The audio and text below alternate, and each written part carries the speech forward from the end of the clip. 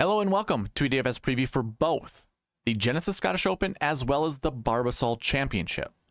Now, I'll leave the Barbasol towards the end of the video. We'll start with the marquee event in the Genesis Scottish Open, but either way, I'll be talking about the same things I do in all my preview videos. We'll go over the course and tournament information. We'll go over pass optimal and GPP winning lineups. Just to forewarn you, we only have 1 year's worth of data when it comes to the Genesis Scottish Open because the PGA Tour kind of implemented that last year. Although the Scottish Open has been played forever, it was a PGA Tour event the first time last year. So just forewarning you with that information. I'll also review the John Deere Classic to show you how well the sweet spot process did last week, and then we'll jump into the bucket system. Now, again, we're going to start with the Genesis Scottish Open, and then I will leave everything for the Barbasol at the end of the video. So if you didn't already see, timestamps can be found below. If you want to jump one part of the video to another, you can find those timestamps there. But before we get into any of this, I just want to remind you I like to do giveaways. The first one I like to do is a subscriber giveaway. It's both a monthly and a weekly subscriber giveaway, which all it requires you to do is, well, be subscribed and then participate on the channel. The only way you can participate on the channel is leaving comments on my videos. And if you need a topic, just give me your favorite golfer that you're going to be playing this week, or maybe your favorite 2 golfers. And if you want to do that across all my videos, that's totally fine. It does not matter. I imagine at minimum there will be 6 videos that I'll be posting this week. If you post on all 6 of those, you get 6 free entries into not only the weekly giveaway that I run every Monday night, but the monthly giveaway that I do the first Monday of every new month.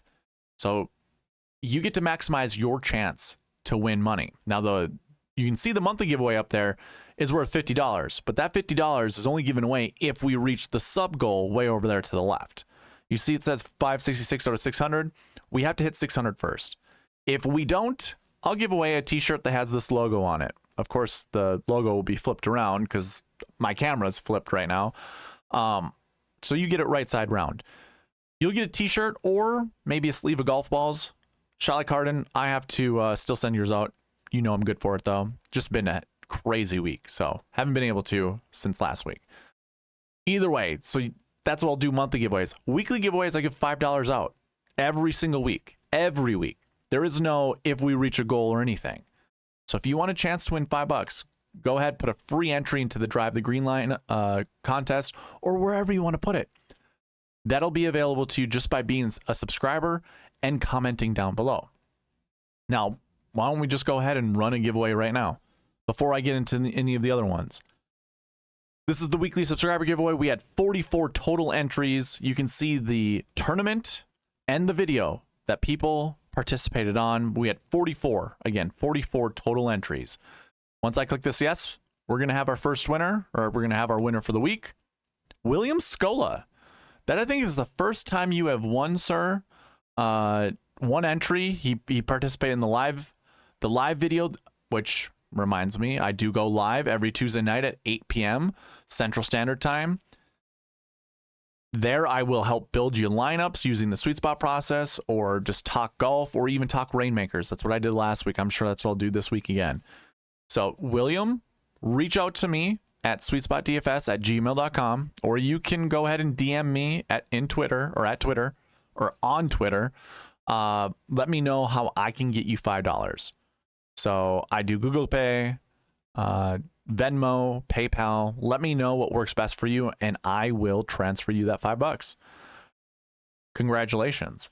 So again, these will then go towards these entries now go into the monthly giveaway. So I'll just go ahead and show you what I do. Just copy, paste it right over. It's a brand new week because we ran our monthly giveaway last week. Boom. We have them all there. And that ends the weekly giveaway. So congratulations, William. Now, moving on to the next giveaway that I like to do is a Prize Picks rebate, basically. So I will give you $20 by signing up using the promo code SweetSpot. So you have to be a new sign up. You can find a link in the description that'll get you to that homepage really quick. You don't have to type anything in. Go ahead, hit that sign up button, and the promo code will already be populated for you. So you sign up, you put $20 in your account, and you will get $20 back from me. But don't let me stop you there. Prize Picks will match you, or you match your deposit up to $100. So if you want to put $100 in your account, be my guest. You're still getting $20 from me, and you will also get a match from PrizePicks for $100. So really all you gotta do is spend $80 to get $200. Or if you want to play for free, just put $20 in, and that's it. Simple as that. You can find a link again in the description down below. You can also find a link down below to the cheat sheet that I have. And the wonderful thing about the cheat sheet this week is it actually includes both tournaments. Let me go ahead and zoom in for you. So the first tab is called the Dream Sheet. This has the Genesis Scottish Open. Now, I don't know if I'm going to add to this, especially if there's any new additions. Last year, there were 160 golfers. We currently have 155 that I have loaded on this page. If those 5 golfers are just European golfers, I'm probably not going to add them. If there's any significant names, I will. But you have 155 golfers. I still have yet to fill out the tournament information. I will do that once I get tee times. But everything that I'll cover in this preview video, as well as a strategy video that I'll be doing tomorrow, you can find here. Now, one big missing piece is the grass. We'll talk about that here shortly. I do not have fescue stats, so I can't use those. But we have all the stats that I typically go over. You can all find that on the cheat sheet. And again, like I said, there are 2 tabs. Now we have the alternate event in here that has the Barbasol Championship field populated here. So again, all the information, including the grass, because it is bent grass this week. So all of this is available to you, all of it, just by checking that link in the description down below. And once again, you can follow along with me on this preview video as well as a strategy video that I'll be doing tomorrow. Now, one thing to note, there isn't a bucket system for the Genesis Scottish Open. I have not had the time to basically go back to 2013. That's usually how far back I go with all of my stats with every year and the bucket system for every year. I haven't really had time to do that. I'm also updating my database almost weekly, if not every other week. I'd rather spend more time doing that than trying to fill in the Genesis Scottish Open. And this week, I guarantee you it's going to be way more volatile because of weather than what a bucket system is going to help us figure out. So I apologize for that, but what I have loaded in here is the Barbasol Championship bucket system. So you don't get the Genesis Scottish Open, you get the Barbasol, and that's why I have it up here as the Barbasol. So I apologize once again. I would love to have 2 bucket systems here, but I just don't have that data for the Genesis Scottish Open. So again, this is available to you. And then also tomorrow during the strategy video, I will also have an optimizer ready for lineup building for both. And I mean that, for both the Genesis Scottish Open as well as the Barbasol Championship. So I'll probably break it up tomorrow in that strategy video, just like I'm doing in this one. So this is available again to you, the cheat sheet that is. Click that link in the description below. You can use all the filters that are already on here, but if you do want to make a copy, go up to the file menu, make a copy, and then you can modify this however you'd like. You can also save it for whatever reason you'd like to save it for. Copy down the data, whatever you'd like to do, it is up to you. Again, check out the link in the description. And that is all that I have for the giveaways. So let's go ahead and start with the Genesis Scottish Open. We'll talk about the course and tournament information. Now, when it comes to the course and tournament information, at least talking about the golf course, I usually like to start here with the tournament fact sheets. If you go to the gcsaa.org, you can kind of see that up here. Just want to show that for you. You would go down to the PGA Tour and find the tournament that is being played that week. Now, let me go ahead and refresh this in case they actually did put something up. They did not. So we had the John Deere was the last one. We do not have anything for the Genesis Scottish Open, nor do we have anything for the Barbasol Championship. Now, I guess special events? Nope. Yeah, so it's unfortunate. We have no tournament fact sheets, which, again, if I were to go ahead and drill down on the John Deere, what it provides are some good course statistics. The turf grass would be available to us. We could look at the course architect if we want to use that for data points. We unfortunately do not have that for either tournament. So I'm going to go ahead and just cross those out. What I can tell you when it comes to the Scottish Open is the grass that's used is red fescue. And this is I mean, I love the YouTube world right now when it comes to the DFS golf guys. It's the Renaissance, but you know what? We can call it the Renaissance Club. And if anyone from Europe wants to at me, go for it.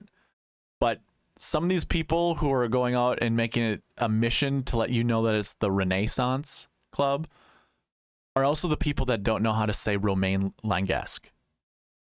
Like, if you don't know how to say a player's name, I don't think we need to worry about the tournament, the club that's being used. So anyways, that is what we have this week. So you can go ahead and use this. I believe since 2019 and on is the only time that this course has been used. This club has been used. When we go back, I think I wish I would have still had the wiki page up, but if you went back and looked at the Scottish Open on wiki, you'd see the Renaissance Club was not used except for 2019 and forward. We had a lot of other tournaments prior to 2019, and that's kind of why I don't have any results dating back further back from 2019. And I'm sure you've heard this elsewhere. It's all weather dependent. Anything in Europe is going to be weather, or, like either in the United Kingdom or over on Ireland. Everything is going to be weather dependent. So we can see a winning score of -22 in 2019. We also can see a winning score of -11. And then it flips to -18, and then it flips to -7. Like, it really depends on wind and rain. Always check your weather the night before the tournament plays. By the way, this is over in Europe, so the time's going to be way ahead. It's going to be just like the Open Championship. So at least we're going to get a little bit of a warm up to lineup building when it comes to the Open. Lineup lock will probably be somewhere around 2-3 in the morning. So hopefully you have your lineups built by that time. Don't think you can figure it out in the morning, like that next morning, like the Thursday morning. It will be Wednesday night. You want to get your lineups in, and that's going to be the best time to look at the weather. But it looks like it's going to be rain and wind, at least for the next, what was it, like 10 days or something like that, your 10-day forecast. So I would just say the volatility with this weather is going to probably produce results like this. -7, even maybe -11. I think it's going to be that -7, -11 range. So if you have a way to research this, weather is somewhat subjective when it comes to whatever site you're using. Some people will look at what the average wind mile an hour was, or, the average mile per hour for wind, and they'll use that as their full tournament scope, where in the morning of one day, it might have been, less than 10 miles an hour. And then in the afternoon, it was like 18 to 24 miles an hour. But for the entire day, it averaged out to be 15. So you have to be careful when researching wind. And also, we don't know where gusts come in. But of course, when people make that argument, you want to know how long a gust usually lasts for? You could sit and wait for the gust to go away before you hit your shot. Like that's the one thing that some people galaxy brain themselves with when thinking about wind and how it's calculated into stats. It's like, yeah, sometimes golfers get gusted. Don't get me wrong. They'll hit a ball and boom, a gust comes in. But if a gust is happening, they're going to let it pass by. And then they're going to hit their shot. It'll still be windy, but it won't be gusting. Put it that way. Yes, there's still inconsistencies, and I am not trying to be, pro wind stats. But if you can find a good site that looks at it wave by wave or even hour by hour when the golfers are playing, all the better, all the more power for you to do your research, your due diligence when it comes to basically trying to figure out which players are good in this kind of weather. There is one thing that I'll talk about. Should I do it? Yeah, let's do it now. I know you're going to want to play European golfers whenever you can. I understand that. Now, the Scottish Open used to be a venue that like a Phil Mickelson would go to before the Open. A lot of golfers would do before the Open. I think, what was it? Yeah, 2019, we had Justin Thomas This was not a PGA Tour event. In fact, from 2021 to 2019, these events were DP World Tour events. 2022 was not. This was a PGA Tour. It was a co-sanctioned event, PGA Tour / DP, but obviously you're going to have more PGA Tour golfers here. You didn't really see that much in 2021, 2020, and 2019. There weren't a lot of PGA Tour golfers that were coming over and playing this event. Only a few people do that just to get themselves ready for the Open Championship. One thing to note, though, 2021 was played in October because this was coming back from COVID. So keep that in mind. I'm pretty sure it was 2021 because I don't think we see any American golfers or PGA Tour golfers. Oh, no. Maybe it was 2020 when Aaron Rai won. I'm sure it was 2020 because COVID was at full force then. Yeah, I think it was 2020. And then they played it in October. I know one of these was played October. I'm pretty sure it was 2020. But yeah, you're not going to have any PGA Tour golfers there. And you're not going to have many 2021 or 2019. 2022, you're going to have way more because, well, there are FedEx Cup points that are involved with this tournament. And those points obviously go towards the grand prize of $10 million. Like, that's a huge thing people need to consider when it comes to trying to win the FedEx Cup.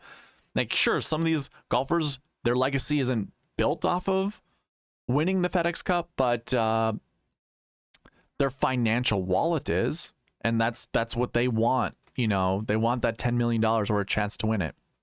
Anyways, here's one thing to note. Let's look through all the PGA Tour / American golfers. Xander won. Check that off. The guy who won the tournament, the guy that you're going to need in your lineup, he won in 2022. Kurt Kitayama, PGA Tour golfer. Tom Kim, I don't think he was a member at this time. I think he became a full-fledged member during the Wyndham last year, so not really a PGA Tour golfer, but I don't even know if he was a part of the DP World Tour because he just turned 21 a month ago, so this would be, you'd be 20 years old playing this. I don't know if he was part of the DP World Tour. Fleetwood, I can't remember. I think he was a PGA Tour event or a PGA Tour member, but obviously a prominent DP World Tour. Cantlay was a PGA Tour member. Donaldson was not. So really, in my opinion, Donaldson would be your first DP World Tour guy. Fitzpatrick, I believe at this time was a PGA Tour golfer. So too is Brandon Wu. And then Cameron Tringale, by the way. Who in their right mind would have thought Cameron Tringale would have played well over in Scotland? Not me. I don't think most of you guys would have either. But then, okay, then we have a few DP World Tours. So I'll just go ahead and highlight all those guys. All the DP World Tour golfers. How about this? I'll just do Tom Kim for the time being because maybe he was, maybe he wasn't. But when you see everyone else that's up at the top of the leaderboard, they're all PGA Tour golfers. So if you want to get cute and try to make an all-European lineup, probably not the best time to do it. And this is at the windiest, by the way. This is when it was the windiest. The hardest scoring conditions at this club for the last 4 years. 2 Americans, top of the leaderboard. Or I shouldn't even say 2 Americans. 2 PGA Tour golfers. I mean, they are Americans, but 2 PGA Tour golfers. So don't get too cute. That's kind of my message for this week. Don't get too cute trying to play these fancy, or not even fancy, let's just say up-and-coming DP World Tour guys, or anyone that's been hot recently on the DP World Tour. Because even like when we scroll all the way down, even when you get to 20th place, look at all these guys right here. Sure, Bezuidenhout at one point in time was on the DP World Tour, but he was a PGA Tour member at this event. Ryan Palmer, Joaquin Niemann, Wyndham Clark, Doug Kim, Max Homa, Matt McNeely, and then we get to Brennan Grace, which is interesting because Live was happening at this time. And then Valimaki, sure, all DP World Tour guys. So there are more PGA Tour golfers at the top of the leaderboard than there are DP World Tour. If you want to add a couple, be my guest. I think that's fine. But don't get cute with building your lineups. PGA Tour is still the best tour in the world when it comes to talent. They're still going to provide that at this event. And if you want to use DP World Tour stats, like strokes gained stats, I don't think it holds a candle to PGA Tour stats. So even if you think you're getting cute with some of the guys that are doing really well on the DP World Tour, it still, to me, does not hold a candle to the PGA Tour. So yeah, there'll be like 2, 3, 4 guys you could probably consider, but when it comes to the long list of DP World Tour golfers that you could add in your lineups, good luck guessing which ones they're going to be. I mean, it might be easy, but all I'm just trying to say is don't be cute. Don't be cute. Target your PGA Tour golfers that you like. I think they get a clear advantage over the DP World Tour guys. So if you have a model that's including some of these DP World Tour guys, awesome. I'm not sure how you should weight the PGA Tour golfers versus the DP World Tour guys. I'd almost give, if all things are equal, like all the stats you're using are equal, you're comparing the strokes gained stats, I'd give a 1.25 times multiplier towards the PGA Tour golfers. Whatever the point total that comes out or whatever the ranking is, they need to be that much better than the DP World Tour guys. Just my personal opinion. So anyways, that's kind of falling in line with this course and tournament information segment, is just kind of talking about this is a co-sanctioned event. We're going to have golfers from both tours on there. I think we're going to have 160 golfers in the field, but I still think you target the PGA Tour golfers over the DP World Tour guys. When it comes to the golf course, I mapped it out earlier today. Actually, I mapped it out yesterday. I did the Barbasol Championship today. There really isn't any shot shape that's required at this golf course. I do have fades on here, but remember, this has more to do with scoring potential. These aren't required. They're just, I think, when I look at a golf course, to put yourself in the best scoring position, you should hit these shot shapes. So I have 2 fades on there. That's negligible. We don't have to worry about shot shapes. So nothing to worry about there, nothing to really think about.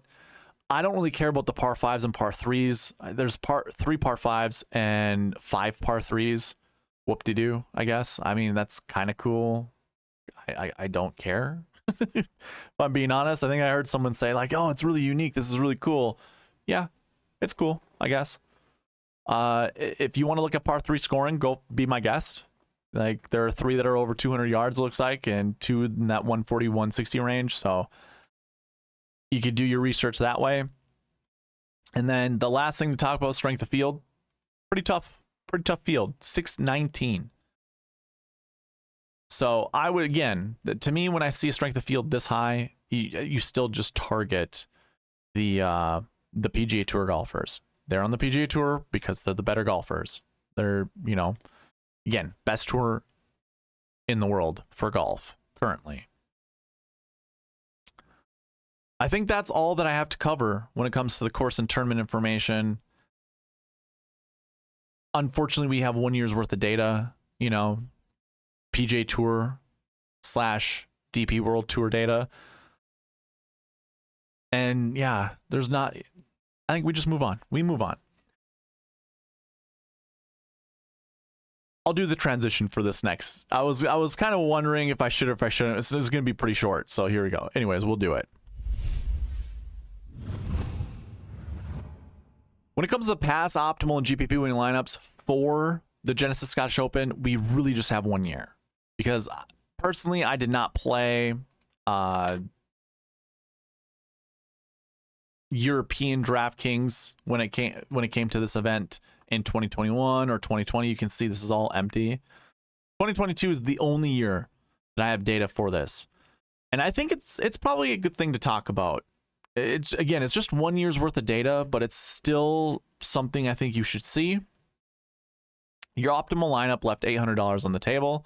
It scored 529.5 points. Remember, this was a difficult tournament last year, so there wasn't a lot of scoring. Your winner was Xander at $9,900. So if we talk about the optimal lineup, you used one 9K golfer, one 10K golfer in Matt Fitzpatrick, believe it or not, one 8K golfer in Jordan Spieth, one 7K golfer in Cam Tringali, and then two 6K golfers, one in Kurt Kitayama, the other one in Tom Kim. That's pretty unique. And it was kind of interesting because I think when I looked at the buckets, let me go ahead and throw this up. And I scroll over to the salaries and I go down to the optimal lineups. When I was updating this, I saw all ones and I'm like, that's really weird. One full 10K, or not one full 10K, but one 10K, one 9K, one 8K, one 7K, one high 6, and one low 6. So I thought that was like really interesting when I was, putting that stuff together. You can see that it's kind of, that whole bucket system was a little incomplete, and that has a lot to do with us only having 1 year's worth of PGA Tour data for this event. So yeah, 1098, 766. And again, I always advocate you start 1098, 776, and you can make up to 2 substitutions. For this lineup, we subbed 1 7 down to a 6, and that's how we get it. It is worth noting, seeing all the 10Ks and 9Ks that are up there. So if you're kind of hemming and hawing, should I play a 10K golfer? Well, there's one right here. I guess, how about this? Let me throw a filter on here. And you can see what the salaries did. Sky Scheffler missed the cut 11-2 last year. Rahm 55th. JT 85th. But then your next two top price guys, 10-1 Matt Fitzpatrick and 9-9 Xander Schauffele. They were in the optimal lineup, finished 6th and 1st. And then you also had Patrick Cantlay also in the 9K range, finished 4th. I guess we have one more 9K golfer to talk about, and that was Cam Smith last year, finishing 10th. So, the optimal lineup was kind of stars and scrubsy. I don't know if I really would go that route this year. Maybe it works out again. Usually we don't see that happen very frequently. Now, going back to, let's talk about the GPP wing lineup. We talked about the optimal lineup. Your GPP wing lineup scored 486.5 points. Now, that was about 40 points below the optimal. It left $100 on the table, and it started with Matt Fitzpatrick at 10-1. And then it did Xander at 9-9, Cantlay at 9-6, so superstars and scrubs. Had Kurt Kitayama, by the way, 6,700. Then a European golfer. This is the first European golfer we have talked about so far. $6,900. And then scrolling down, it also had another European golfer in Brandon Grace. But Brandon Grace had been a part of the PGA Tour for some time. I don't know if he was there, but he's more of a prominent DP World Tour guy. So that was a 1099 666. 1099 666. That is the definition of stars and scrubs. But again, if it wasn't for those 2 6K golfers that were European golfers, it had no European golfers in it. The optimal lineup didn't. So keep that in mind. Like I said during the course and tournament information, don't get too cute with trying to fill your lineups with European golfers. I don't know. Well, I shouldn't say I don't know. I think you could probably, never mind. I'll take it back because I think there were enough inside the top 20. Again, if you want to go check it out, course and tournament information, that segment of the preview video or the standalone video, I talked about it pretty in depth there. So yeah, I'll leave it at that. But just note the optimal lineup had no European golfers in it that weren't, dedicated to the PGA Tour. Let's put it that way. Because obviously you see Matt Fitzpatrick was one of them, but he was dedicated to the PGA Tour. And then Tom Kim might have been. I don't think he was, but he might have been. Anyways, that's all that I really have when it comes to the optimal versus the GPP. Now, I did have a sweet spot optimal, but that did not. Oh yeah, it did actually. It outperformed the GPP. But that also started with the same golfers: Fitzpatrick, Schauffele, Spieth, Kitayama, and Tringali. But then we go with Dietrich as opposed to Tom Kim, and that's how we get closer to $50,000. So we left $100 on the table. So, anyways, that's all that I have with the pass optimal and GPP wing lineups for the Genesis Scottish Open. Let's go ahead and review the John Deere Classic.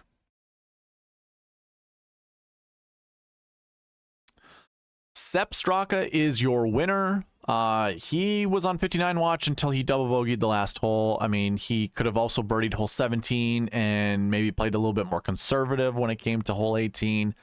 But anyways, he he played really, really well. I think he shot 9 under. I think he was 9 under for his final round with a double on the last hole. And Todd and Smalley had a chance to come back to win, or to at least tie him, but kind of faltered towards the end. And it gave Sepp Straka the win. I'm not going to talk about the rest of the leaderboard. I just want to get straight into the bucket system, just to show you how well the bucket system did. Now, the one column I want you to focus on is this one here, where it says success. I'm looking at this year's totals. A Y is an indication that that bucket projection that I had for the week was correct. So how do I figure that out? Well, we take the range of the max projection, the min projection. Remember, we always round down with this number, and we always round up with this one. So we take these projections, and then we see how many golfers finish inside the top 10. Now, if that number falls outside of that range, which you can see for this first one it does, I then look at the optimal lineup. And then that number being 1 means that that number falls within the 0 to 2 projection that I had. That makes that bucket a success. So I do that with all of them, and you can go and check. As I scroll through this, pause the video if you want to double check me. But actually, it does show there was one bucket that was unsuccessful, but guess what? If you're with me in the strategy videos, or at least the preview videos, we always talk about there being a 2-point buffer, always. And we will always want to go down. When we can't, we go up. So we always would want to bring our projection down unless it hits 0 first. That would then bump the projection for the max projection up. So what I mean by that, when we take a look at these projections, you see it says 0.42 to 0.69. Well, we can't make this less than 0. So if we need a 2-point projection, that goes up to 2. And what do you know? There are 2 right there. So all the buckets were successful. That means 100% success rate when it comes to the buckets. The last piece that comes with the sweet spot process is talking about the marquee tee times. So as we look at the marquee tee times, I go ahead and put a filter on this. I rank order the groups based off their sweet spot ranks. The 3 golfers that are playing together, whatever's the lowest is ranked number 1, and it goes on from there. So if I highlight every 3rd golfer, these guys all played together. Got to be careful. One of these groups had a withdraw late. Okay, it was group 9. So that last group. Now here is why I go over marquee tee times. I started noticing this way before, or not way before, but just before Phil Mickelson's win at Kiowa Island, the PGA Championship. So this goes back to what, 2020? Can't remember when he won, 2021. And I noticed that if we just take a look at the top 9 groups, how often do we see golfers from those groups in the optimal lineup? It end up being somewhere between 2 to 4 golfers every single week were in the optimal lineup from the marquee tee time. So the best groups in the field. Go figure, right? That makes sense. But the other thing that I noticed to make this even like a little bit more interesting or weird or odd, whatever you want to call it, is most of the time the golfers weren't playing together that were in the optimal lineup. So that's where this rule of mine comes in. You want to select 2 to 4 groups and then only 1 golfer from each of those groups to put in your lineups. And what do we have here? Well, in group 3, we see over here, this is group 3. We had a Grillo, Straka, and Nick Taylor. Sepp Straka was in the optimal lineup. Oh wait, we had group 4 as well. Had another optimal lineup. That was Ludwig Aberg, Cameron Young, and Nick Hardy. Aberg was in the optimal lineup, but guess what? Cam Young was in the sweet spot optimal, and we'll talk about that here shortly. And then we go down. Oh, there's 2 golfers right next to each other, but guess what? They didn't play together. Lucas Glover was in the optimal lineup at $7,200, and then in group 8, Brendan Todd was the other guy in the optimal lineup. So this was 100% successful. The rules that I have provided you in the strategy video for the marquee tee times followed through and were correct. And even when we talk about the sweet spot optimal, which obviously follows the sweet spot rules when it comes to the marquee tee times, those had 3 of the same golfers, but then 1 different, but they were playing together. Ludwig Aberg, Cameron Young. So the sweet spot process for the John Deere Classic was 100% correct. And you might be wondering, well, okay, cool. Well, don't you follow the sweet spot process 100%? I do. I do follow the sweet spot process 100%. When we talk about groups that play together or golfers that play together, if you're watching the strategy video, and I know Shot Like Harden sees it already, when I play 70% of my lineups or 60% of my lineups with Emiliano Grillo, that means I'm not playing any of them with Sepp Straka. And that's where I went. I went Grillo instead of Straka. That's how I missed out on it. And that's fine. What if Grillo was not my guy? And instead I went with Hadwin and Grillo. Those were my two bums that I played this last week. I thought they were primed perfectly. But what if, I went with like Schenk and Aberg, because Aberg I was really high on, and Schenk I had no issue playing at all either. Schenk didn't score as many points to be in the optimal lineup, but it still could have set me up pretty decent.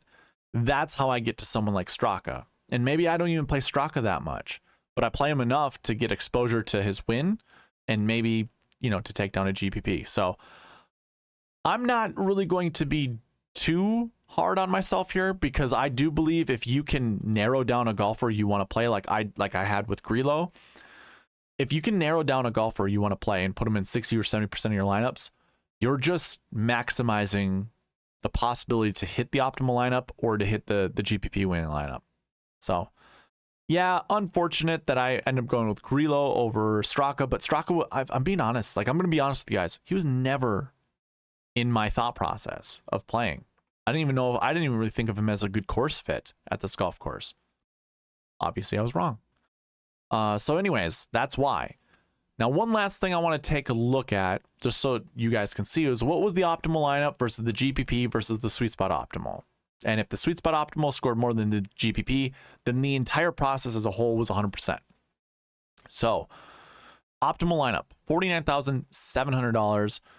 Those golfers included Ludwig Aberg, Alex Smalley. So Ludwig was 10-1, Smalley is 8-9, Straka's 8-6. Then we had 3 7K golfers, Todd, Lucas Glover, Kevin Yu. Again, we left $300 on the table and we scored 722.5. Your GPP winning lineup scored 689 points. It left $200 on the table, and it started with 4 of the top guys up here. You had Aberg, Smalley, Todd, and Straka, Mark Hubbard at 77, and Grayson Sigg at 69. Now, that's pretty remarkable. 4 of the top guys. And then 2 other guys inside the top 13. That's why we have to target the optimal lineup. It's the only chance to win a GPP. And if you do hit the perfect lineup and someone dupes you, so be it. You had the perfect lineup. There's no doing better than that. So that's why I always target the optimal lineup. But I do it in a more realistic way. Because sometimes the optimal lineup leaves a lot of money on the table. Not this last week. But when we follow the sweet spot process rules, do we win? Or first of all, do we hit the optimal lineup? And the sweet spot optimal scored 708. The optimal score 722. So no. Following the sweet spot process, we do not hit the true the true optimal. However, does this beat the GPP winning score? If you already remembered 708, that does beat 689. So altogether, the sweet spot process was a complete success. Buckets were 100% successful, marquee tee times were 100% successful, and the sweet spot optimal takes down the GPP winner. And those golfers, by the way, were the 3 up here: Straka, Todd, Smalley. Then it was Glover, Kevin Yu, Cameron Young. So, I mean, I guess if we started with Cameron Young and Alex Smalley, who I was completely off this last week, like literally, I'll admit it, I was completely off of Smalley. Chances are we could have got to Straka and the rest of the guys because it followed the sweet spot optimal. So, pretty good week. Hopefully you guys did well. Let me know how you guys did in the down below. I know some of you guys reached out to me letting me know, you had a good week. J.K. Lawrence, I know you had a really good week. You sent me an email. That guy, J.K. Lawrence, had everybody inside the top 6. So he had 4 guys inside the top 6. One guy who finished like 20-something place, and then he had a miscut. So that guy was super close to taking down a GPP. Super close. So good job, man. Yeah, let me know how the rest of you guys did down in the comment section.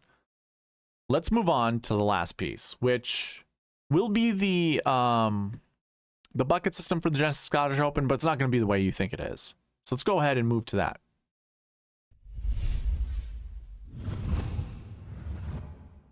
Now, I said we're going to talk about the bucket system for the Genesis Scottish Open, but here's the thing. When we look at the PGA Tour and this tournament being co-sanctioned, last year was the first year. So if I were to look at previous years, probably isn't all that worthwhile, if I'm being honest with you. So instead, what I like to do when it comes to these types of tournaments where, you know, it doesn't quite make sense to do a bucket system just for 1 year's worth of data. And again, that's because the PGA Tour, this was last year was the first year that this event was included. I could use European Tour data to fill out the rest of the years, but the thing that I don't like about that is the European Tour, the DP World Tour, is nothing like the PGA Tour. And the golfers that played in the DP World Tour during these events, even when you mix in some of the PGA Tour golfers that came over and played, it still doesn't really give us a good picture as to what stats to look at. So instead, what we're going to do is kind of a universal bucket system when it comes to the Genesis Scottish Open, and I'll discuss that. But what I want to do is actually talk about the 2022 tournament. So I'm going to go ahead and sort this by points, I guess. Now let's sort it by, we want to look at top 10s. That's what the bucket system usually does. It looks at top 10s. And of course, we have course history, last year, recent form, and last week. So that's the other thing with the bucket system is if I have to include last week, because we have golfers from both tours, I would also have to include the DP World Tour, and I just don't have the data for it. So it wouldn't make sense to go back prior to 2022 and try to figure it out. But also 2019 running forward, that's when they started playing at the golf course they're at. So prior to 2019, they're at different golf courses. So that just messes with course history, with the course history buckets. Even the last year stats, it was like on a rota or a rotunda where it was like going around, it had the same, or like say if it acted like the Open Championship or the US Open where it had the same golf courses every 4, every 5, every 6 years, then we could use like tournament history and I think that would be fine, but we don't. So here's what I propose. So when it comes to 2022, if you've been with me long enough, you kind of know what the buckets do already. Every single week, we're going to see X amount of golfers who finish inside the top 20 from last year's event inside the top 10.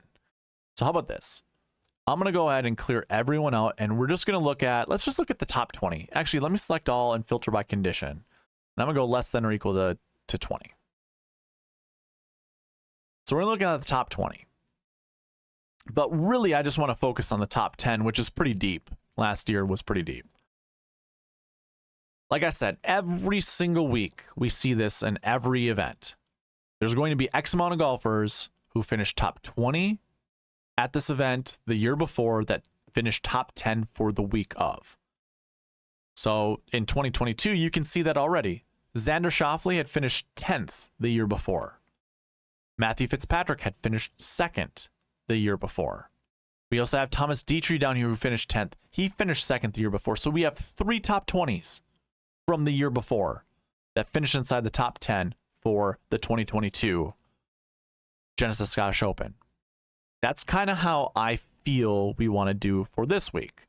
So if I were to go to 2023 and I go ahead and sort this, we have how many golfers? 15 golfers that finished inside the top 20.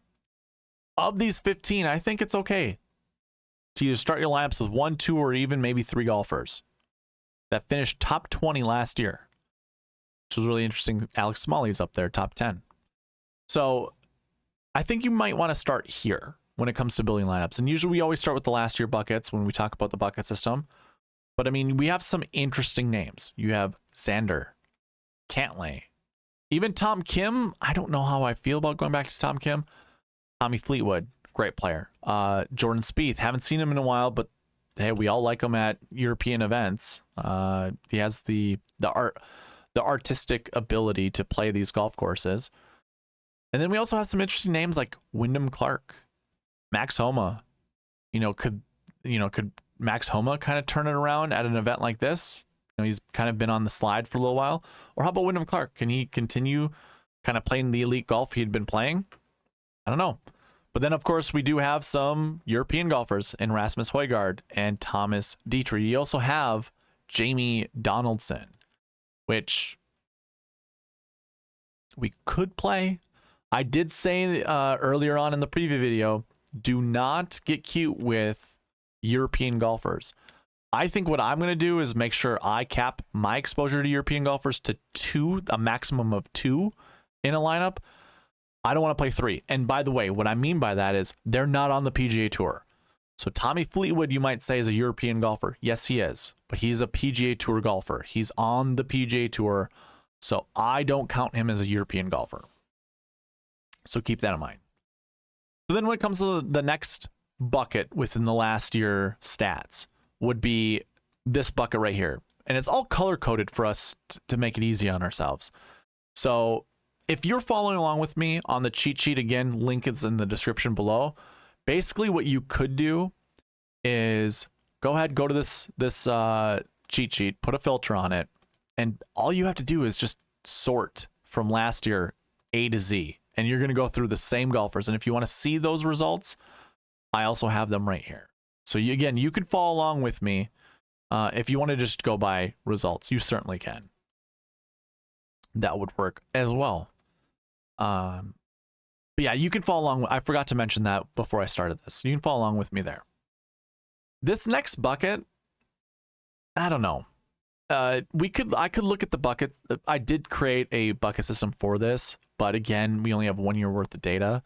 So we have all of these projections in here, which they don't really give us much. So let's scratch that. Never mind. I apologize. That's wasting your time.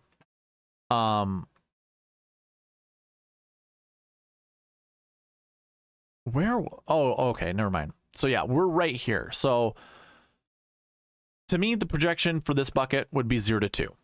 If you want to play one of these golfers, don't play more than 2.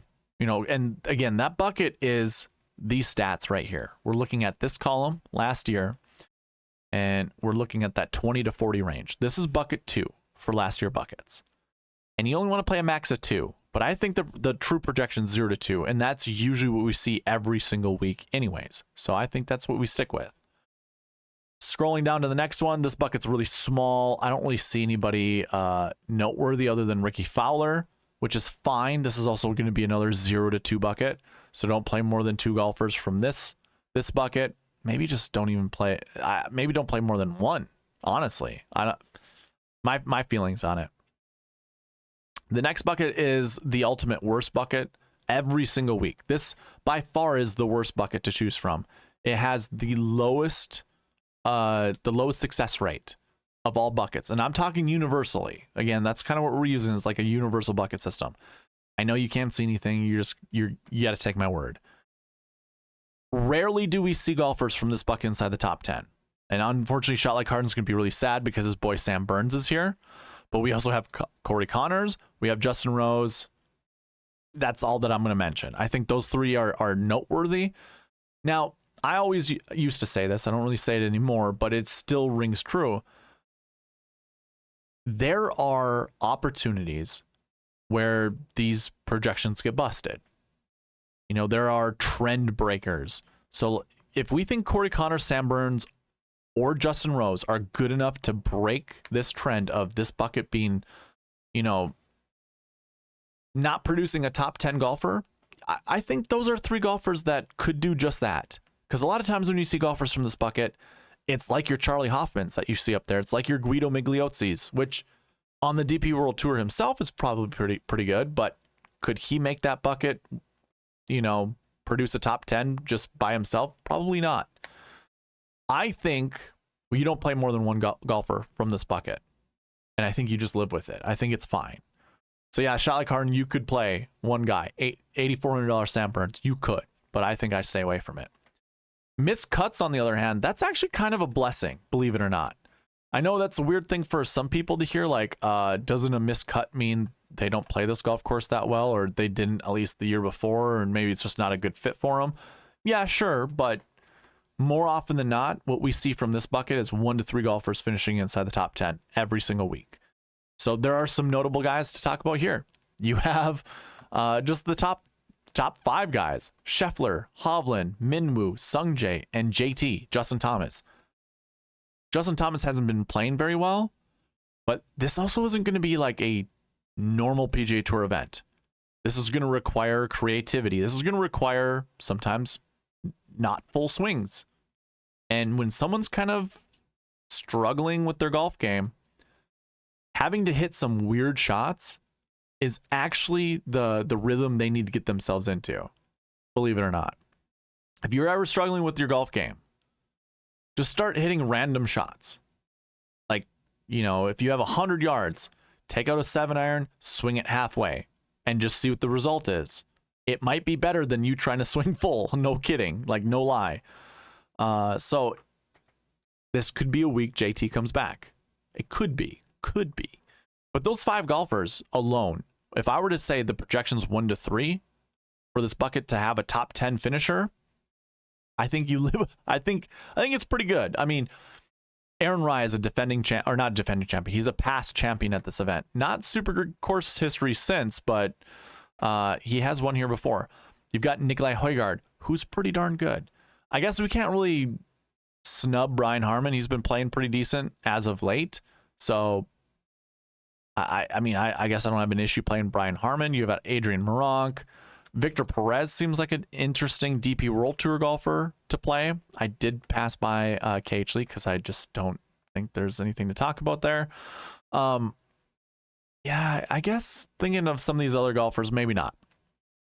But I did kind of highlight a couple golfers there that I think are going to be just fine. Now, one of those buckets that are actually... Oh, I'm sorry, I shouldn't say it that way. Another good performing bucket are the golfers who did not play the year before. And this includes golfers who just have no course history. This includes golfers who do have course history, bad course history, good course history. I don't have that combination matrix just yet for you to see.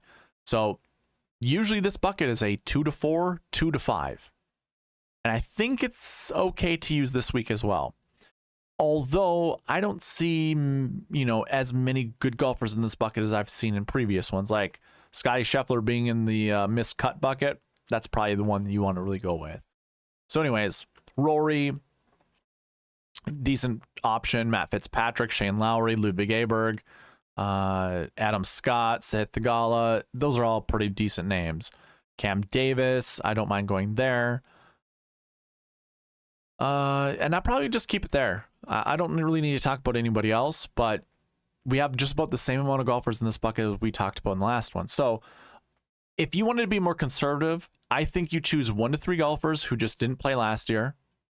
And again, if you're following on the cheat sheet, all you have to do is sort by, I guess, their results from last year, or you can sort by the last year buckets. Just go A to Z.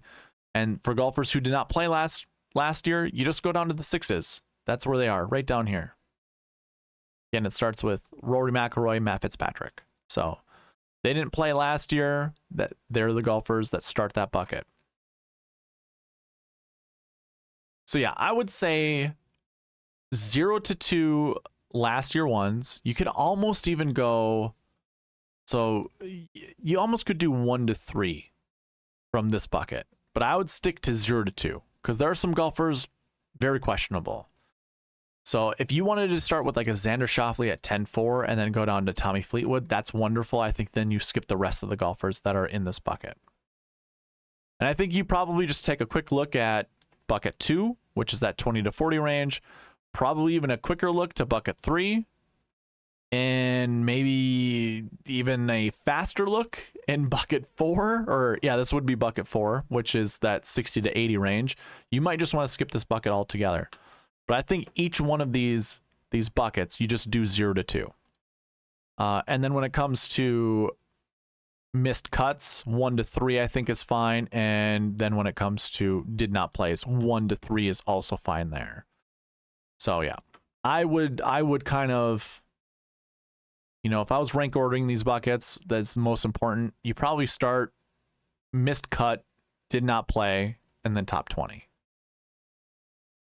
You could put them in whatever order you want, and then literally it goes bucket 3, bucket 4, bucket 5. Or I should say bucket 2, bucket 3, bucket 4. So that 20 to 40 range, 40 to 60, 60 to 80. If you got any questions, email me at SweetSpotDFS@gmail.com or leave a comment down below. I'll happily answer it, and it might be a question that everyone else has. Usually I just show you the bucket system and go through it that way. Unfortunately, I don't have that this week, so we're doing it the old school way.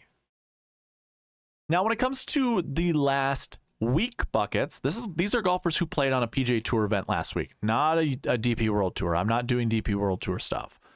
So when it's like the John Deere Classic going into kind of more of a prestige tournament, like the Scottish Open, we probably just ignore most of these guys, honestly. The top 20s, one guy. I think at most one guy could finish inside the top 10. It could be $8,200 Ludwig Aberg. It could be. Could be any of the other guys too. But I think you just stay to one. So the true projection would be 0 to 2. Same would go with this bucket 2. That 20 to 40 range. This would be bucket 2. I almost would just say 0 to 1. Don't waste your time on trying to figure out 2 guys from here. Doesn't look like a good group of golfers to select from. Same's going to apply for this next one. Bucket 3, probably 0 to 1 here as well.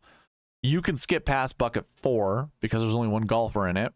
Bucket 5 doesn't really look like there's a lot of great golfers that start out. Christian Bezuidenhout. So this was probably a 0 to 2 bucket, if I'm being quite honest with you. There's not even a lot of golfers in it. 18, so yeah, 0 to 2. Most of what you're going to be picking from is going to be guys who did not play a PGA Tour event the week before. And I'm not even going to get into that. There's so many golfers to choose from, and all your best golfers are there too. So I'm just more or less talking about the guys that did play at the John Deere Classic. You probably want to limit your exposure there. If we were looking at 2022, of the guys who finished inside the top 10, you had Brandon Wu, who played the John Deere Classic the week before. He finished 6th. So that was, I mean, he could be a GPP in the GPP winning lineup. But then you also had Alex Smalley, like you do this week, who finished top 20 the week before, and also who has a top 20 the year before. You also had Matt McNeely, who finished 8th. You also had Christian Bezuidenhout. So if you did want to play 2 guys who topped 20 last week, I think it's in your favor. Look at those price tags. 75, 74, 66. Is that very similar to this week? Not quite, but I guess it's close. You had Kevin Yu, 68. We have our 7K golfers right here. It could happen. Hey, not terrible, honestly. So if you wanted to play 2 of these guys, I think it's well within your means to do so. Just note that 6th place was the best finish, and that was Brandon Wu last year. And then I'm not sure how much money you're winning with these guys down here in the point totals that they scored. So keep that all in mind when thinking about building your lineups. It might be worth it just limiting yourself to 1, but again, up to 2 I think is fine. Now when it comes to recent form, we can take a look at last week. That's what we're last year. That's what we're looking at right now. This is the 2022 leaderboard using the Sweet Spot stats. So looking at recent form, you know, Xander was coming in with a really good recent form. Had won the Travelers Championship. That was pretty good. Then, I mean, like you had Max Homa down here. He had pretty decent recent form. Cantlay had some pretty decent recent form, but no one was similar to Xander. You know, a lot of guys kind of in this orange color. You even had Kurt Kitayama up there who didn't have very good recent form at all. So this is kind of a mixed bag. You know, a lot of guys And let's go ahead and take a look at what our recent form stats look like. So typically when it comes to recent form, the best recent form usually is projected 0 to 2. But there are some really interesting names up at the top. Really interesting. I think maybe just by strength of field alone. Let's see if the bucket system even picked that up or how poorly it is. Yeah, I mean, it kind of did. You know, 1 to 2 is the projection. And this is just basically using strength of field stats. Nothing to do with like success rates or anything like that. So, yeah, I mean, 1 to 2 would actually be 0 to 2, and I think that's fine. But if you wanted to 3, I think 3 is the max. With how small this bucket is, don't get overly excited about playing all really good recent form golfers. I think you pump your brakes, find 1 or 2 of these guys to anchor your lineups around, and then just leave it at that. So if it's Scotty, Rory, even Cantlay, Schauffele, I think any of those choices are just fine. And if you want to mix it in with one of those 9K golfers, all the more power to you. But I don't think I go 3. The next bucket's very similar. Now, in most events, or most weeks we look at the bucket system, this projection is usually 1 to 3 as well. I mean, the one we were just talking about is usually 0 to 2. This one's more of like 1 to 3. When I look at the golfers in this bucket, there are some that kind of pop out, like Adam Scott down here, Sam Burns, Justin Rose, Shane Lowry, to some extent Shane Lowry, not so much. Matt Fitzpatrick, Ludwig Aberg. I mean, Aberg to me is another, I mean, I don't know the last time you really played a European event, but coming from Sweden, I think he's probably primed to play in this type of weather, play on these types of golf courses, and he's got really good recent form. You could choose worse, but I do think that this projection is still 1 to 3. I think that's probably where you leave it at. Scrolling to the next one, the next bucket to look at. This one's a little bit larger, and more often than not, this projection for the bucket is like 2 to 4. So let's take a look at some of these guys. Fleetwood is here. Connors, Homa, Sungjae, Tom Kim, Spieth, believe it or not. Those are basically all of the top price guys. So we have what, 1, 2, 3, 4, 5, 6. 6 golfers. Now, I think because the number of golfers in this bucket is pretty large, we probably keep it like 1 to 3 here as well. So you probably want 1 to 3 recent form 3 golfers. That's what this would be. So again, if you're following along with me on the cheat sheet, that's what you'd be looking at. You'd be going to recent form buckets, sorting from top to bottom. And we'd be talking about these guys right here, the recent form 3s. And of course, you can scroll all the way over to the recent form tab, which is right here. So looking at this, we start with recent form 3s, which would be on this page would be Tom Kim. But then, yeah, you look at all of the recent form points. It should be within that 40 to 60 range. Which the color coordination with this is conditional formatting, so that's why it's not the same colors you see on the other page. But yeah, this would be a 1 to 3 projection. And if you also just wanted to sort out by just looking at the recent form 3s, you could filter out that way too. And then you can also look at like salaries from top to bottom. So you could do it this way as well. And maybe that's where I should do, but just showing you the old way of doing it. But yeah, 1 to 3, that might be pushing it for this projection. I mean, there are some good golfers that I don't mind looking at. Or I should say I wouldn't mind playing. Yeah, I mean, 3's pushing it, I guess. To me, 3's pushing it. There are decent, I mean, like Sahith Theegala, I think is primed $7,600, cheap price. And I think I would rather play him mixed with somebody else other than the guys that are here up at the top. So that could be my one guy. That could be your one guy in your lineups. But let's move on. So I'm gonna go to the next bucket. I'm gonna scroll down. Maybe I should just stay on that last page. That might be better. I'll do it this way. I think this is the best way to show you guys. So the next bucket would be that 60 to 80 range, and this is technically recent form bucket 4. So again, if you're following along with me, you know what to do. And there are some interesting names here. Cheaper golfers. I don't see anyone that's 8K or above. Everyone's like 7, I think what, 7.3 might be the most expensive, and that's Cam Davis. Cam Davis, 7.3, 7.1, 7.1, 7.3, Nikolai Højgaard, okay. Oh, 7.7, Lucas Herbert. There we go. Justin Thomas. Okay, I totally passed by him, and kind of easy to do, right? Because he hasn't been playing very good golf. Kurt Kitayama, $7,400. KHD 71. So that's all your 7K and above golfers. I think 1 to 3 is a fine projection here as well. I mean, if you wanted to play Justin Thomas this week, hey, all the power to you. That's fine. I'm not sure. I mean, Nikolai Højgaard would be another guy I don't mind going to. Same with Cam Davis. I mean, I'm still a big fan of Cam Davis. I think he's got a lot of talent. I think he can do well here as well. The next bucket would be bucket 5. This, when it comes to recent form buckets, this is the worst bucket. These are golfers who just have a missed cut average, essentially. Missed cut or even withdraws. 0 to 2 is usually the projection. I think that's where you keep it. Don't play more than 2. There are interesting names like Victor Perez and Adrian Meronk. Yeah, I don't know. I mean, if there were 2 guys to play together, it might be those guys. But then again, I probably just ignore this bucket. Let everyone else play those guys and just not do good. And then we have no recent form. I'm guessing these are most of the DP World Tour guys. Let me just do a once over just to make sure. It looks like these are just all the DP World Tour guys. Again, my recent form only includes PGA Tour golfers. And yep, that is correct. We have no PGA Tour events, including the US Open, by the way. US Open, anyone can qualify.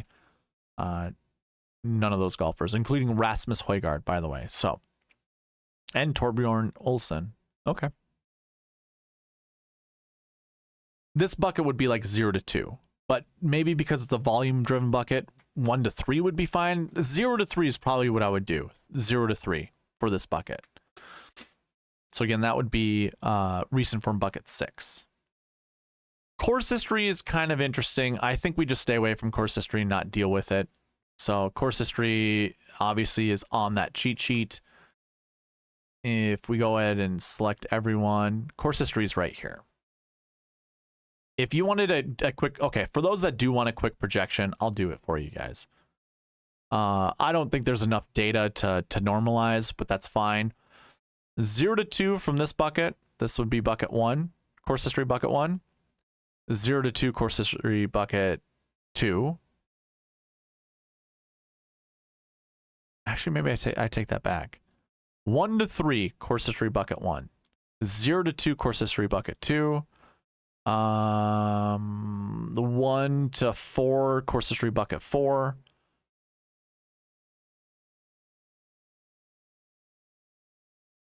One to 3, 0 to 2. Sorry, 0 to 2 course history bucket 4. Course history bucket 5 can have, I think, maybe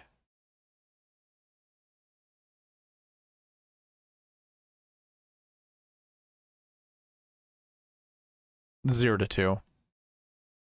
And then actually course history bucket 6, probably go ahead and throw on 1 to 3 here because there's some good names there. And I think a lot of it has to do with name value and not just what we normally see with buckets. So yeah, that's again why I don't really want to talk about course history buckets. We don't have enough data to normalize it. But if those were the projections you wanted to hear, then those are the projections you're going to hear. And then when it comes to salaries, again, we kind of mentioned the optimal versus the GPP. I don't think you shy away from using one of these 10K golfers. I don't think you shy away from using these 9K golfers. And I think if you want, I think starting 10.98, 7.76 is always going to be the way to go. And I don't see it any different this week. So I think that's what we do. And then when it comes to the strokes gain buckets, we probably I think I'm just going to ignore that this week. Here, I'll give you the quick projections. So strokes gain bucket 1, 1 to 3. Usually it's always 1 to 3 because of how good the golfers are in this bucket. If you wanted to, 2 to 4, or how about 1 to 4? 1 to 4 seems good. 1 to 4 from that bucket. Strokes gained 2. This can be 0 to 2 because normally this has interesting names, but no one really lives up to how good this bucket should be.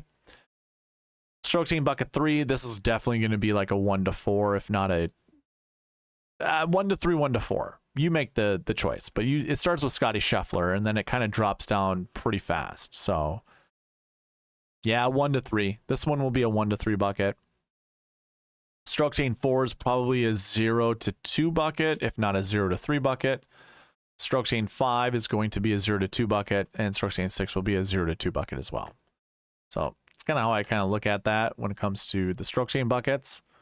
Again, what you can do is just sort A to Z for strokes gained to figure out those buckets.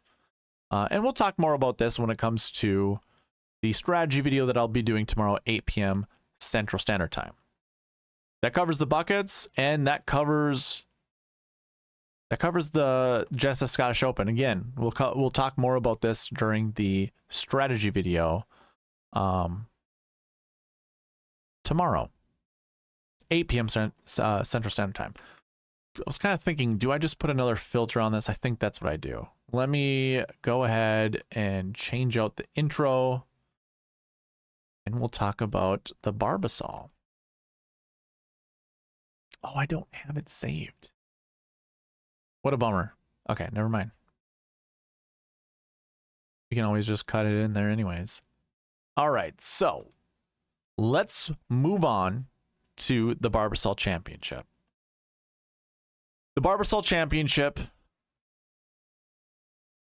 is an alternate event to the marquee event, which is the Genesis Scottish Open. When it comes to this tournament, we're going to have basically our C tier and lower golfers on the PGA Tour. And because this is also co-sanctioned, we'll have some of the C and D tier of the European event, or the European Tour, the DP World Tour.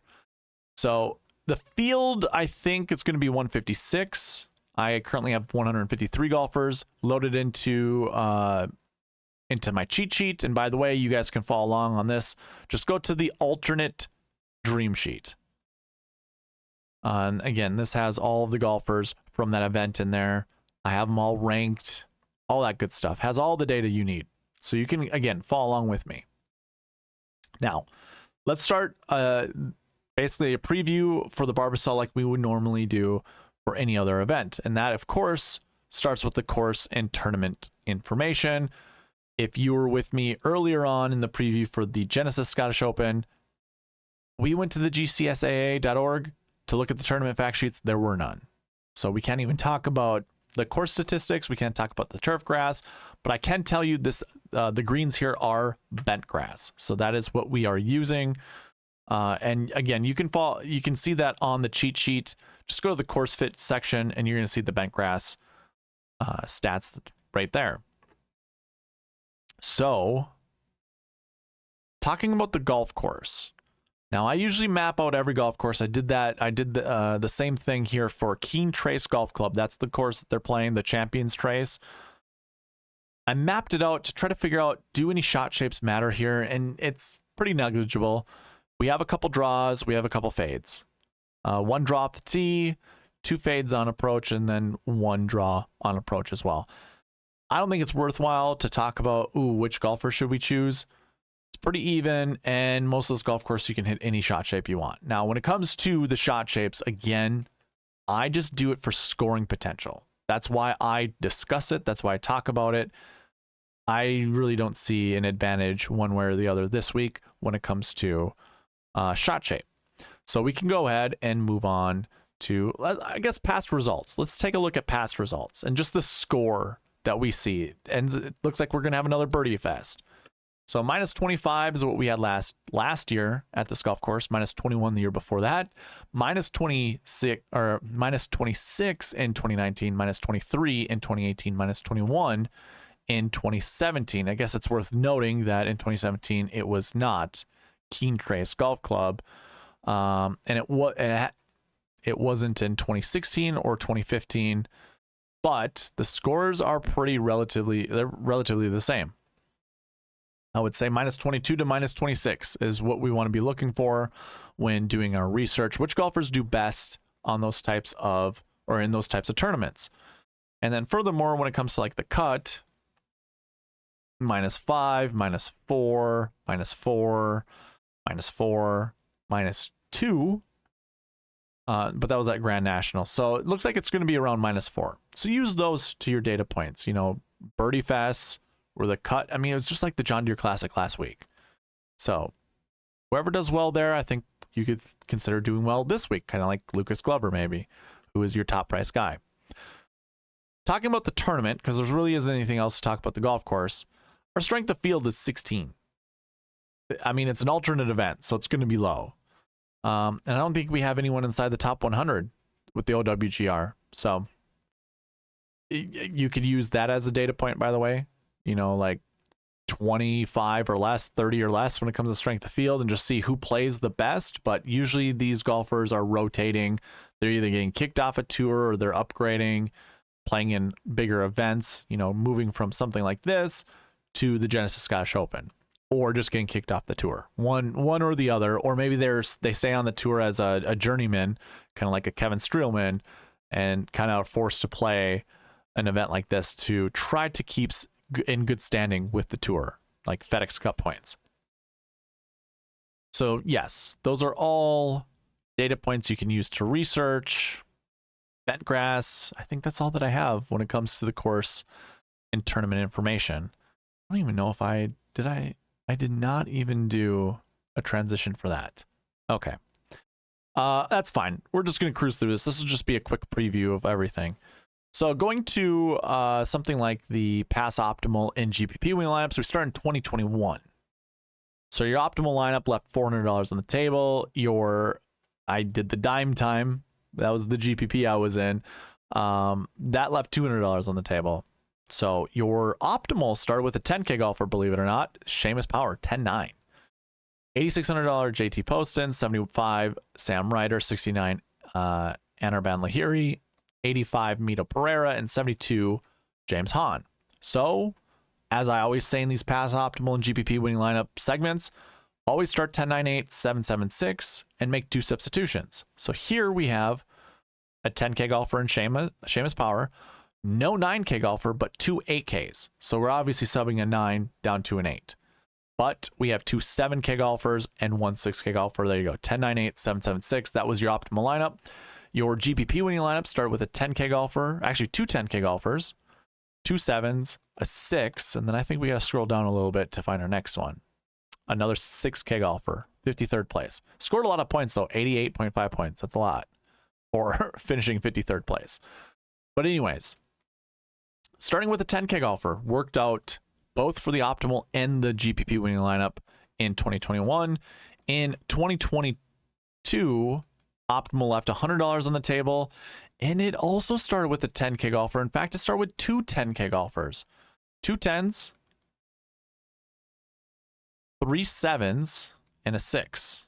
So if we were to think 10-9-8, 7-7-6 and make 2 substitutions, where are our substitutions?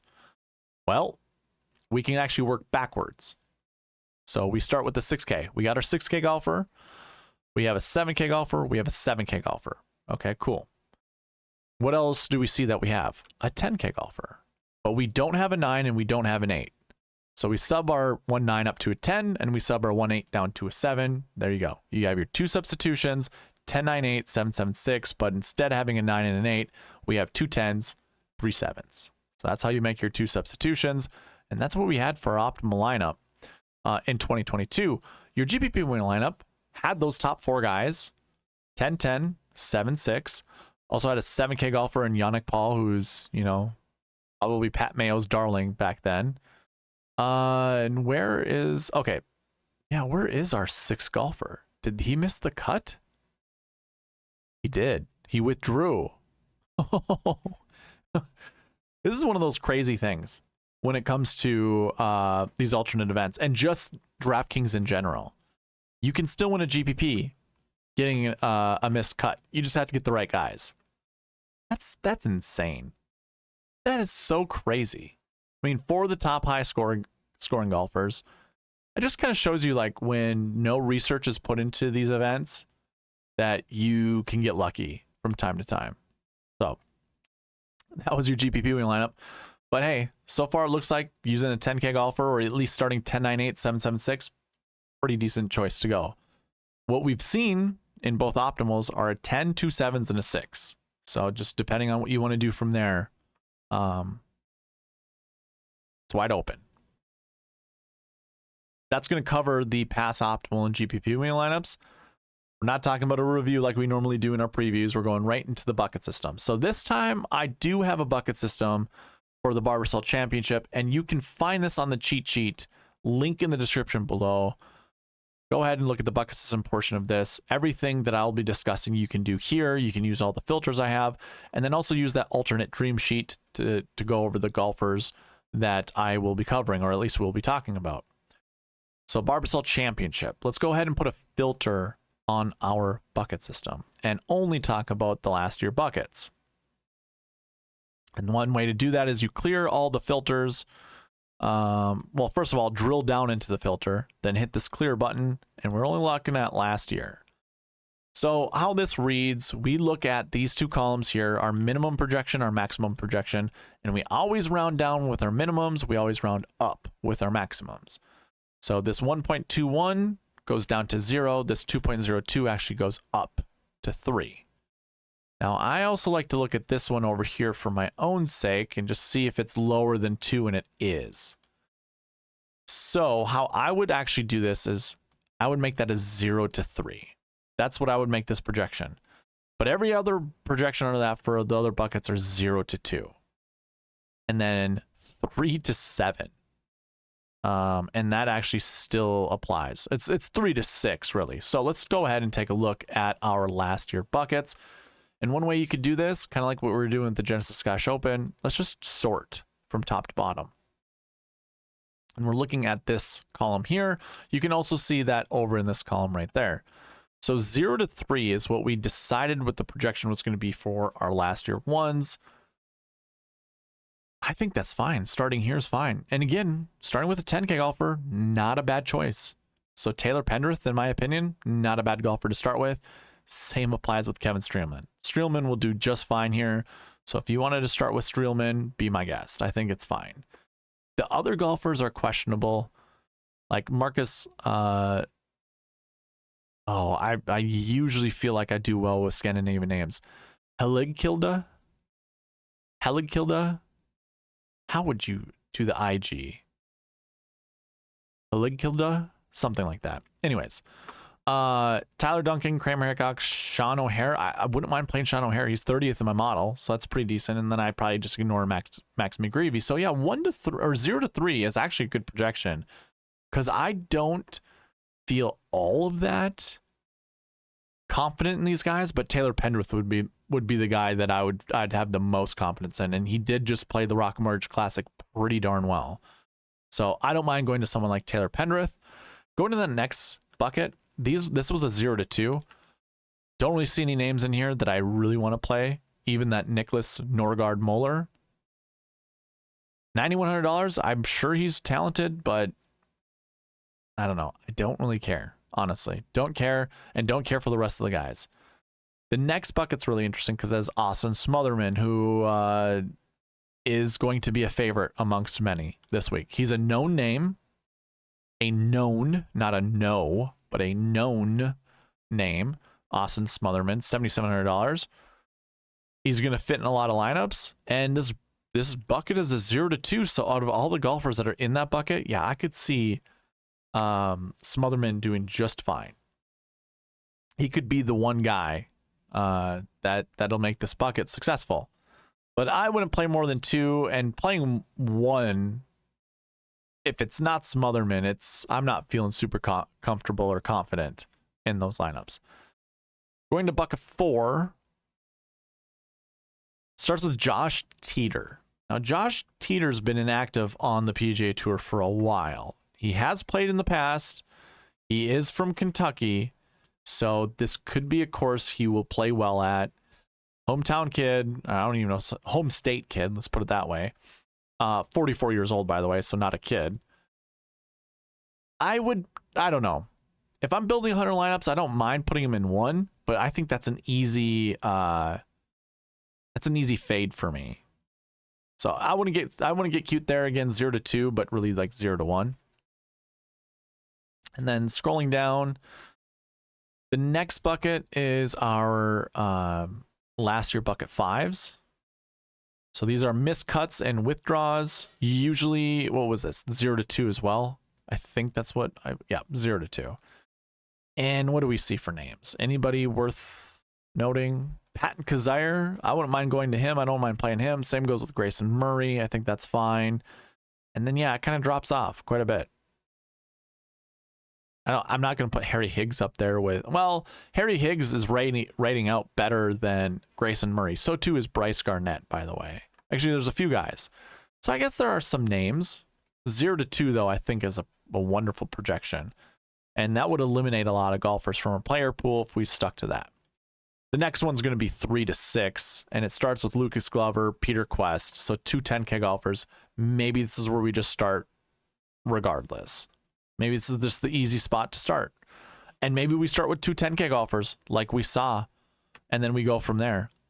It's definitely a possibility. Yeah, 3 to 6 is what I'm projecting to be inside the top 10.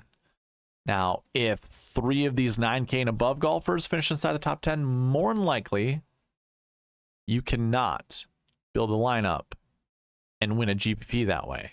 You might get all 6 of 6 through the cut, but you might not have enough money to build a lineup, like a proper lineup, to get all 6 of 6 through.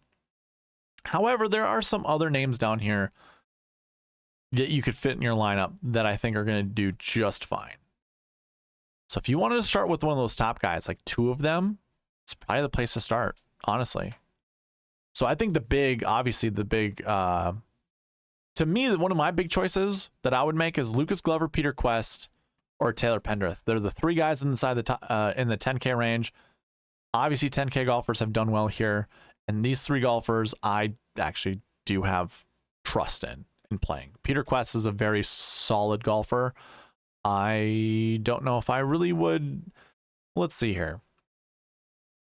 I was going to say, I think you play him with confidence, but I want to see who the other 10K golfers are. Streelman, who is a veteran.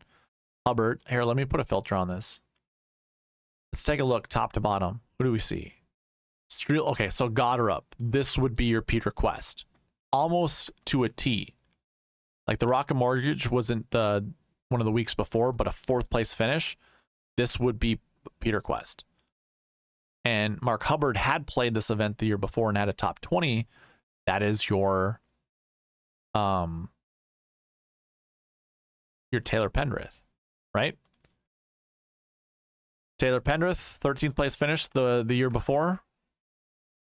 Did not play the John Deere Classic, but had a pretty good finish at the Rocket Mortgage. Quest, like I said, is like your he's your Chris Goddard up for last year, and Lucas Glover is going to be your Streelman, right? Yeah, he is your Streelman because he has the same profile. No course history, didn't play the year before. The only difference is Lucas Glover had a top 20 at the John Deere Classic, where Streelman did not. But a veteran, 10K, okay. So I guess I just sold myself on building Lucas Glover and Taylor Pendrith lineups, right? I might just start there, no lie. Easy game, right? Okay. And then what was it in 2021? Seamus Power, who had played there before. So if I go top to bottom, Seamus Power. Yeah, so 2 10K guys finishing in 3 10K guys that finish inside. So yeah, don't be afraid to play a 10K guy. DraftKings usually gets it right. And then 2 8K golfers down here. Yeah, so building lineups are going to be really interesting. I can't wait to build lineups with the optimizer. So check in with me tomorrow, 8 p.m. Central Standard Time. I'll be live. We'll build some lineups, and we'll try to figure out putting 2 10K golfers together. It'll be very interesting. So yeah, that's going to round up our last year buckets. It's kind of funny that it took that long but there was a lot of stuff to talk about. Let's take a look at the last week buckets. So with these projections, looks like last year 1, we want 0 to 2. It looks like we want 0 to 2 for the first 4 buckets, 1 to 3 for the last week 5s, and 1 to 4 for the last week 6s. It's very similar to the Genesis Scottish Open, like what I was saying there. So when we sort top to bottom, let's go ahead and look at the guys who finish inside the top 20 at the John Deere Classic. Remember, this is a 0 to 2 bucket. Peter Quest is there, Lucas Glover. Troy Merritt is even up there. Jonas Blix, Grayson Murray. Yeah, I think I'm almost sold on Lucas Glover being in the optimal lineup. I mean, it might be the easiest slam dunk. And even if he was 80% owned, I see way too much that's telling me to play Lucas Glover. So I don't know. We'll see. We'll definitely see, but I'm definitely leaning there. The next bucket is the last week 2s, and that's this range here. Batia's in there, and that's about it. I actually wouldn't mind playing Kevin Roy, if I'm being honest. 7K range, 40th in the model. Ooh, Tano Goya is 16th in my model, $6,900. Crazy. And there's Ryan Gerard, 75. So decent names, 0 to 2. I think that's a fair projection. I wouldn't get too cute in that range and play more than 2 golfers. Same goes with this bucket here too. 3 golfers in this, or I'm sorry, this is the recent, or geez, this is the last week 3 bucket. And I think 0 to 2 is all that you want here, although there are a few more interesting names. Like, I don't mind playing Streelman, Kodaira, Smotherman, even Werenski, Cam Champ, Andrew Novak, Cody Gribble. Those are all names I wouldn't mind playing. Oh man, 0 to 2, really. That is this bucket here. Yeah, 0 to 2, but I feel a little bit more confident in that bucket than what the projections are showing. So if there was one that breaks the projections, I think it could be that one. But yeah, I don't know. I'd probably stick to my projections. So the next bucket, the last week 4s. This is 0 to 2, and for good reason. So let's just skip past that. I'm gonna actually just sort by salaries because I hate trying to sift through all of these. The next one would be our missed cuts. So we start here with Carl Yuan, Patton Kizzire, Peter Malnati, Vince Whaley, Marty Doe. Those are all your 8K and above, and then it drops into the 7K range. This projection was 1 to 3, and I think that's perfect. 1 to 3 is a good projection to have on this bucket. And I guess the names that I like were the ones that I just covered. Actually, wouldn't even mind playing someone like Scott Piercy or even Kevin Chappell. I think Chappell would be fine. Even Johnny Bird seems okay. And I think it gets probably dicey. Like Augusto Nunez, I want to believe, but he just hasn't been doing anything as of late. Same applies with Matty Schmid, the guy who hits that a mile, but just hasn't really been doing anything lately. So hard to trust. And I think 1 to 3 is a fair projection. And I kind of like that 8K range. Probably skip past Carl Yuan. I probably play Marty Doe over Carl Yuan, if I'm being honest. I like Marty Doe that much more this week. And then the last bucket to talk about are the golfers who did not play last week, including Taylor Pendrith, Vincent Norman. Justin Lauer withdrew from last week, so be careful with him. He is number 2 in my model, but I'm not sure. Oh, he had COVID. That's why he had to withdraw. So I think he'll be fine, but something to be concerned with. And then we have some DP World Tour golfers. This bucket is, what was the projection for this one? 1 to 4. Yeah, I mean, there are some interesting names. Definitely some DP World Tour golfers, but I think half of this bucket is just you cross them out right away and don't even consider them. I probably only look at 7K and above guys unless there's a notable 6K golfer worth talking about, which my quick scan, I didn't really see anybody worth talking about. Yeah, I think we just stick to these guys up here. So yeah, 1 to 4 is a projection, but I think we probably maybe don't play more than 2, if I'm being honest. Is really 1 to 4 the projection? That's crazy. Yeah, did not play his last week, 1 to 4. Low success rate, 4.96. We have 80 golfers in that bucket this week. Really?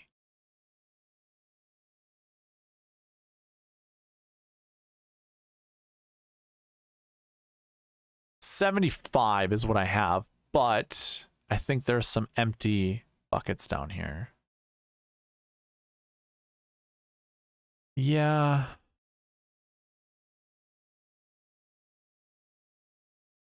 Or not empty buckets, but just empty spaces. I think 1 to 3 is probably the better projection. I don't think I probably don't flirt with 4. And 1 is probably difficult for me to even stomach. Some of these guys just not worth playing. My 2 cents. My 2 cents. All right, moving on. And by the way, I will keep it 1 to 4, but I'm just trying to tell you guys, probably stay with like 1 to 3. Course history buckets. This is interesting. So course history, is this also less than? Yes, it is. It's less than 2. So this is actually 0 to 3. So the projection for course history 1, 0 to 3 for course history 1, 0 to 2 course history 2, 0 to 2 course history 3, 0 course history 4. That should be 0 to 2. There are 11 golfers in there. There's a 0% success rate, and that's what drops us down to 0, which is kind of laughable, honestly. But yeah, well, 0 to 2 is that actual projection I would have for that bucket. 0 to 2 course history 5s, 2 to 5 course history 6s. So we can do the same thing with the course history buckets. Just sort top to bottom. Actually, I'm going to do salaries first and then course histories top to bottom. And when it comes to your best course history, Taylor Pendrith is at the top. So 0 to 3. There's Kevin Streelman there. Justin Lauer also. Is this a... I mean, if Justin Lauer doesn't play, I'm sure the projection really goes down to 0 to 2. But if that's the case, I think Taylor Pendrith is still the guy. Pendrith and Lucas Glover. I think that's where I'm starting most of my lineups. Or just do Pendrith. We don't have to do both the 10K golfers, but it feels like that's what it should be. The next bucket, course history 2s. Those are these golfers here, and that projection is 0 to 2 as well. Merritt and Norgard Moeller are your top dudes here, and then it drops in the 7K range pretty fast. So 0 to 2 is a really good projection for that bucket. I'm not feeling super confident there. Going into the next bucket, course history 3s. Those are the golfers highlighted here. Looking at this, Murray, Malnati, Teeter. Yeah, that's another 0 to 2 bucket. That's easy one. Easy one to just fly by. This one probably is going to be another easy one to fly by as well. Your course history 4s. Pat Kazire is really the only name to talk about. And then course history 5s probably also cruise by this one. Marty Doe, Harry Higgs. Yeah, don't really care about that one. And those were all, what, 0 to 2s? Yeah, those are all 0 to 2 buckets. And then we get to our course history 6s, which Glover and Quest are at the top. I mean, most of our high-priced guys and the best golfers in the field are in this bucket. And this projection was 2 to 5. So, I mean, if I did want to start with Lucas Glover, there he is.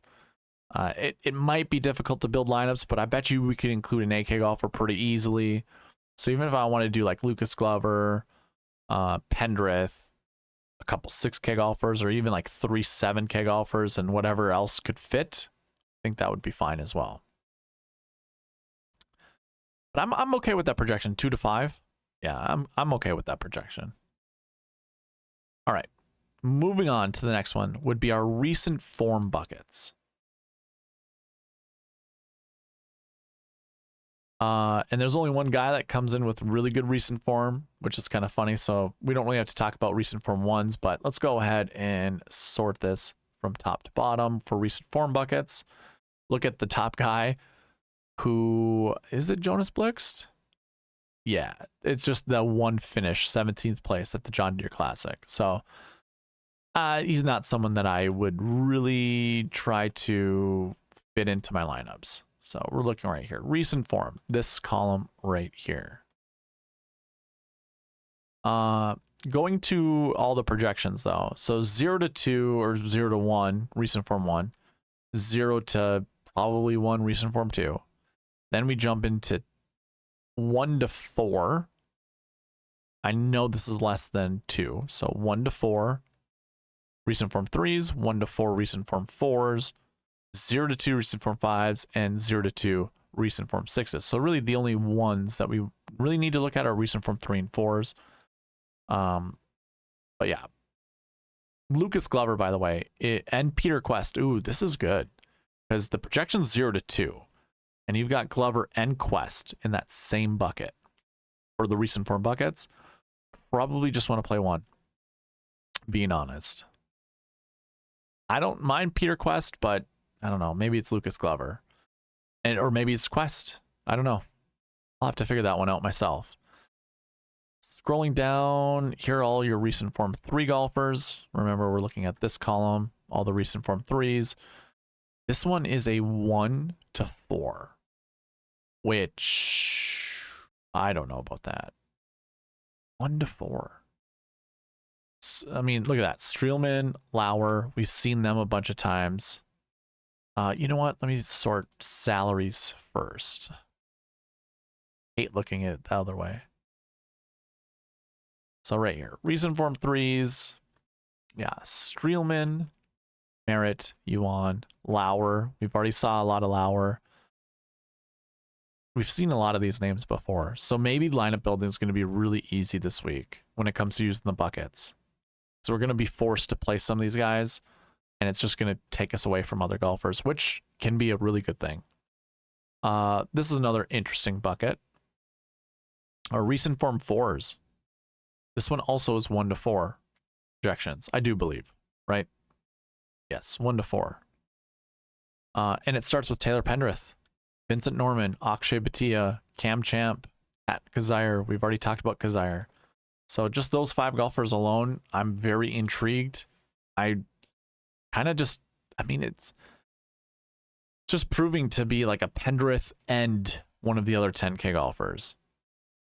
So I really don't mind doing something like that. And of course, this is a 1 to 4 bucket projection. So selecting at least one, which I have with Pendrith, maybe a few more, pretty easy to do.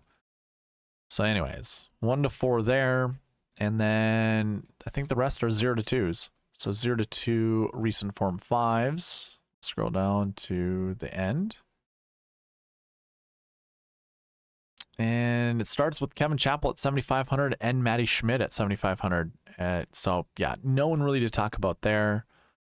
And when it comes to no recent form, these are all your DP World Tour golfers, except for Sang Moon Bae. 0 to 2 for your projection here as well. And then salaries, we can just look at the buckets here when it comes to salaries. 0 to 2 10K golfers. We already have our eyes set on playing 2 10K golfers, so it's good to see the buckets are showing that. 0 to 2 9K golfers. That's really interesting. It's really telling us 1 to 2, but remember we want that 2-point buffer, so 0 to 2 is where we'll go there. 1 to 3 8K golfers. That's really interesting. Normally we don't see 1 being the minimum for 8K golfers, so it might be worth playing an 8K golfer this week, although I don't know, 50% frequency rate, not super great. 1 to 3 7K golfers, that's pretty easy. 0 to 2 upper 6K golfers, that's pretty easy. And then it's worth noting, haven't seen a low 6K golfer inside the top 10 ever at this event, nor have we seen it in the optimal lineup or even inside the top 5. So keeping it high 6K and above is the way to go. And again, we did have an optimal lineup with two 10K golfers in it before. So that's not using a low 6K golfer. So keep all of that in mind. And then the last piece to talk about would be our strokes gain buckets, which you can also follow along with me on the cheat sheet by, I'm going to go ahead and sort salaries top to bottom, and then strokes gained from top, or from lowest to highest. We have one strokes gained, one guy, and that's Cam Percy. But let's go ahead and go through our projections. So strokes gained 1 is 0 to 0, but Cam Percy's in there, so there's a possibility, 0 to 1, that's fine. 0 to 2 strokes gained 2, 2 to 5 strokes gained 3, 1 to 3 strokes gained 4, 0 to 2 strokes gained 5, 0 to 2 strokes gained 6. So that's pretty easy, and that's what we usually see. So this first bucket with Cam Percy in it, this is 0 to 1. That's fine. Peter Quest is in strokes gained bucket 2, and this one is 0 to 2. So don't play more than 2 guys. If you like, a couple of these guys, maybe split them up if you're going to build multiple lineups. Next bucket, there's our boys Glover and Pendrith. This is a 2 to 5 projection bucket. Just to double check on that. Yeah, 2 to 5. And we have 30 total golfers in here. I think it's pretty easy to start Glover, Pendrith, or even like Glover, Streelman, Pendrith, Streelman, or even Norman, Batia, Cam Champ. These are all notable names that I wouldn't mind starting with, honestly. Akshay, wouldn't mind going there. Strokes gained 3, 2 to 5. Like Gribble, I like fitting in lineups. Nunez. Yeah, some good names there. Strokes gained 4. This was a 1 to 3, I believe, right? 1 to 3. So finding one guy here might be the ticket. Justin Lauer, by the way, coming from COVID, probably a good time to play him. Some other interesting names. I mean, Lauer's, Novak. It's worth noting Novak was a strokes gained 5 golfer for a long time. The fact that he's a strokes gained 4 is pretty good. Smotherman, I don't mind. Wierenski. Interesting names here. 1 to 3 is questionable because the names are questionable, but I don't mind it. It might just force me on someone like Lauer or Novak or even Smotherman. I know a lot of people will be playing Smotherman regardless, but this is probably a good reason to play Smotherman. 0 to 2 strokes gained 5. I'm not going to talk about everyone, but like Kazire, I don't mind playing Kazire. He's actually in my dummy lineup because it just seemed like this would be a good tournament he'd be in, or that he'd play in. And I guess I don't mind going back to Blixt. Probably won't. Gerard seems okay for 7,500. Ryan Moore seems okay. I know there was a lot of buzz for Aaron Cockrell. I can't even remember what tournament it was, but it was a little ways back. I think that's fine. Yeah, it's a crapshoot. And strokes gained 6 are going to be your DP World Tour guys. These are guys with no PGA Tour strokes gained stats over the last year. 0 to 2, and I think we could just kick them all out. We don't even have to consider playing these guys. I mean, I'm not going to. I think that's fine. So yeah, that covers the strokes gain, or I mean the buckets for the Barbasol Championship. So that covers the entire preview for both the Genesis Scottish Open as well as the Barbasol Championship. So with that being said, I'm going to skip past the reminder giveaways. I am tired. We're going to close this video up. If you want to see those giveaway reminders, check out the beginning of the video. But I'm going to call it here. Thank you all for watching. Well, hold on now. Thank you all for watching. Please leave a like, comment, subscribe, all that good stuff, and I'll see you in the next one. All right, bye.